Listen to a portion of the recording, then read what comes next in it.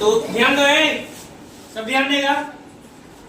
अभी तो क्या चल रहा है, अभी संख्या का प्रकार चल रहा है, यही ना। संख्या के प्रकार में हम लोग जान लिए किसके बारे में, तो प्राकृतिक संख्या के बारे में, है ना। प्राकृत जान लिए, पूर्ण जान लिए, उसके बाद भाज्य भी जान लिए, अभाज्य भी जान लिए ना। चलो ठीक है। सम भी जान लिए, विषम भी जान लिए, है ना। आज जो हमको जानना है किसके बारे में जानना है, भिन्न संख्या के बारे में। उसके बाद परमेय अपरमेय, है ना। चलो उसके बाद हम जानेंगे किसके बारे में, परिमेय और अपरिमेय के बारे में, ठीक है। तो नमा में है मान लो अपरिमेय, यही ना है अपरिमेय संख्या। अभी हमको किसके बारे में जानना है, भिन्न के बारे में। थोड़ा गौर से सुन लो, याद हो जाएगा, ठीक है। तो भिन्न संख्या हम किसे कहेंगे, तो वैसी संख्या जो किसी पूर्ण वस्तु या समूह के हिस्से को दर्शाती है।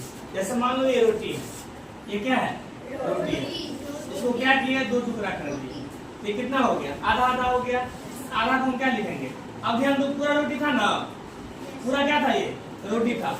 इसका हम कितना टुकड़ा कर दिए, तो हो गया कितना, अब ये प्रत्येक भाग कितना कितना हो जाएगा, दिमाग में आया बात।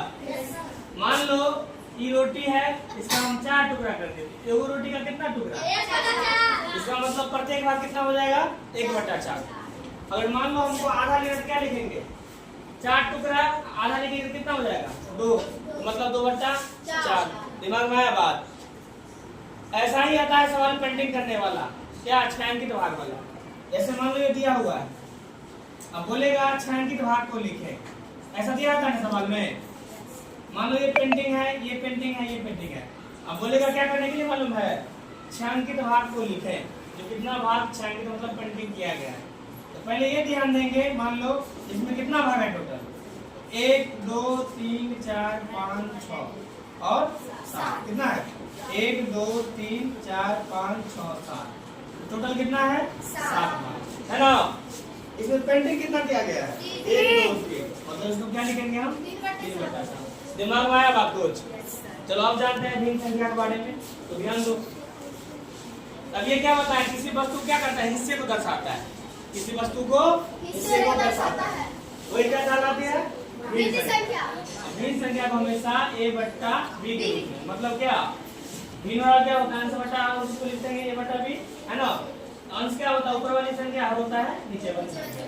जैसे मान लो इसको लिखे हम 10/12, अंश कितना हो जाएगा 10, हर कितना हो जाएगा, इस बात को हमेशा ख्याल रखेंगे, समझ आ गया। चलो अब हम करेंगे प्रकार की बात। क्या करेंगे आप, प्रकार की बात। तो भिन्न के प्रकार जो होता है, कितना प्रकार होता है, 3। कौन कौन होता है, उचित भिन्न, अनुचित भिन्न और मिश्रित भिन्न।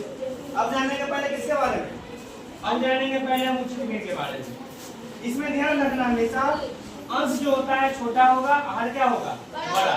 क्या लिखा गया है यहाँ पे, इसमें अंश हमेशा हर से क्या होता है, छोटा होगा, मतलब नीचे वाला भाग हमेशा बड़ा होगा।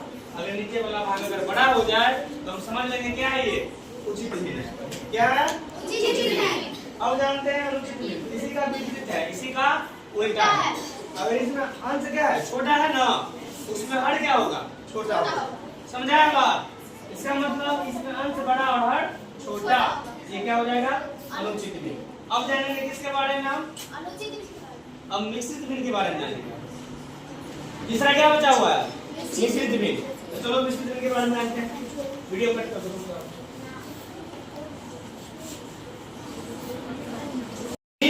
शुरू कर दे, यस सर। ध्यान दो, भिन्न का तीसरा प्रकार क्या था, मिश्रित भिन्न। हम जानेंगे मिश्रित भिन्न के बारे में। इसमें जो होता है एक पूर्ण संख्या होता है, मतलब जैसे पूर्ण क्या होता है, 0 1 2 3 4 5 बताए थे ना। पूर्ण मतलब क्या, नेगेटिव नहीं होना चाहिए, पॉजिटिव होना चाहिए, मतलब प्लस होना चाहिए और सॉलिड संख्या होना चाहिए, ठीक है। जैसे मान लो क्या है, 4 कितना है, क्लियर है, एक पूर्ण संख्या। इसी प्रकार से क्या बोल रहा है, एक पूर्ण संख्या में क्या हो, उचित भिन्न। अब ध्यान दो, इसको अगर मान लो उचित भिन्न और पूर्ण संख्या बताएंगे, देखो कैसे, ये कितना है, 1 पूर्णांक 3/4, इसको हम ऐसे भी लिख सकते हैं 1 + 3/4। एक जो सॉलिड है क्या हो गया, ये हो गया पूर्ण संख्या। और ये जो क्या है, हर बड़ा और अंश जो छोटा है, ये कौन सा भिन्न हो गया, उचित भिन्न। उचित भिन्न ना, यही बात बोल रहा है। जैसे मान लो इसको अगर अलग करते हैं कितना होगा, 6 + 3/4। 6 हो गया पूर्ण संख्या, ये हो गया हर बड़ा और अंश छोटा तो उचित भिन्न। तो मतलब क्या, पूर्ण संख्या और उचित भिन्न के लिए क्या करती है, मिश्रित भिन्न का निर्माण करती है या बनाती है। ठीक है, सब अच्छा समझ आ गया। भिन्न क्या होता है, किसी वस्तु या समूह का क्या होता है, एक हिस्से का भाग होता है ना। भिन्न 3 प्रकार के होते हैं, उचित, अनुचित और मिश्रित।